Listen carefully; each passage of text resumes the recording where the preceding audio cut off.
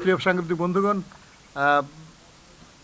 আমরা আলোচনা করেছি যে অভিযোগ করা হয়, কিন্তু অভিযোগের প্রতিকার সবসময় পাওয়া যায় না। ওনারা আমাদেরকে বললেন যে প্রত্যেক নির্বাচনী এলাকায় electoral inquiry and adjudication committee আছে। আমরা জনগণ, এমনকি রাজনৈতিক দলের নেতৃবৃন্দ কিংবা প্রার্থী, তারাও এটা খুব ভালো করে জানে না।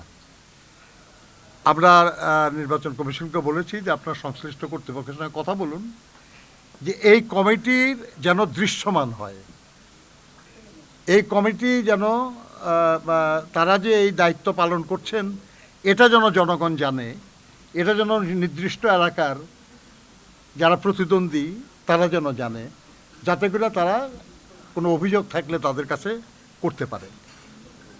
ওনারা বলেছেন এই ব্যাপারে তারা আলোচনা করে দেখবেন। আমরা এটাও বলেছি আর কি যে এমন সব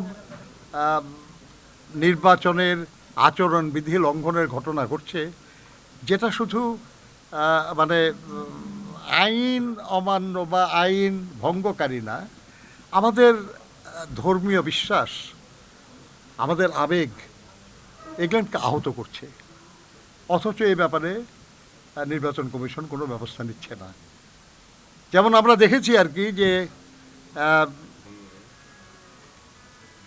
কেউ কোনো দলের পক্ষে বক্তৃতা করছেন যে কবরে 4টা প্রশ্ন করা হবে।